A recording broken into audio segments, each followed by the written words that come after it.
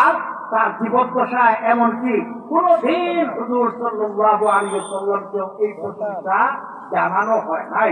ওই সময় তার অন্তর আল্লাহ পাক রব্বুল আলামিন জেনে দিবেন, আর তিনি এইভাবে আল্লাহর প্রশংসা করবেন যে প্রশংসার ফলে আল্লাহ পাক তার শাফাআত কবুল করবেন।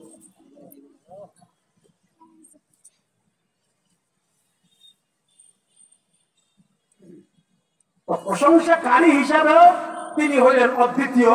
দুনিয়াতে আল্লাহ তাআলার এত প্রশংসা তিনি করেছেন যে মানব জাতির মধ্যে কেউ এত প্রশংসা করতে পারে নাই। আর ময়দানে মাহশরে আল্লাহ তাআলার যে প্রশংসা তিনি করবেন সেটা তো আল্লাহই ভালো জানেন। এটা তো আল্লাহ ওই সময় তাকে শিখিয়েছেন। তো তার দুই নাম আপনার মুহাম্মদ এবং আহমদ। এছাড়া হুজুর সাল্লাল্লাহু আলাইহি ওয়াসাল্লামের নাম কত? আল-ওফা ফি আহওয়ালি দিয়ারিল মুস্তাফার মধ্যে 100 নাম উল্লেখ করা হয়েছে। কেউ আপনার 200 নাম, এই ধরনের অনেক নাম উল্লেখ করেছেন। আপনার যত নাম বেশি হয় মর্যাদা তত বেশি। তো আল্লাহ রাসূলের যে মর্যাদাবান তো আর কেউ নেই। এই জন্য হুজুর সাল্লাল্লাহু আলাইহি ওয়াসাল্লামের নামও ছিল এত বেশি। এই সবগুলি নামের মধ্যে সবচেয়ে বেশি তাৎপর্যপূর্ণ হল এই দুইটা নাম, একটা হলো মুহাম্মদ আর একটা হলো আহমদ। এই দুইটা নামে কোরআনে পাকের মধ্যে আল্লাহ তাআলা উল্লেখ করেছেন।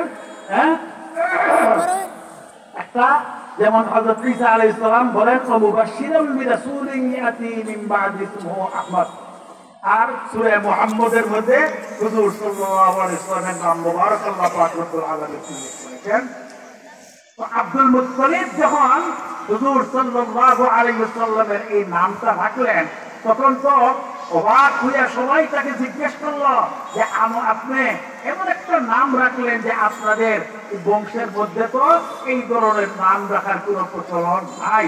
তখন তিনি বলেছিলেন আমার এই নাতি সে চির প্রশংসিত হবে, এই জন্যই আমি তার এই নামটা রাখছি। আর বললাম তো মা আমিনাকে স্বপ্ন যুগেই বলা হয়েছে এই নাম রাখার জন্য। হুজুর সাল্লাল্লাহু আলাইহি ওয়াসাল্লামের জীবনী কি বলবো? হুজুর সাল্লাল্লাহু আলাইহি ওয়াসাল্লামের জন্মের সময় যে সমস্ত ঘটনাগুলি ঘটছে, যেগুলিকে ঐতিহাসিকরা ইতিহাস বলে থাকেন পূর্বাভাস, এটাও একটা দুইটা নয়, অনেক। যেমন ইরানের তাদের যে রাজমহল ছিল সেইখানে 14টা আপনার বিরাট ভেঙে পড়ে যায়। সেইখানে যে নদী ছিল সেটা শুকিয়ে যায়। এই ধরনের অনেকগুলি অস্বাভাবিক কর্মকাণ্ড সেই সময় ঘটেছে। এইগুলি পূর্বাভাস ছিল। এই ফটো উঠানকে বন্ধ করেন।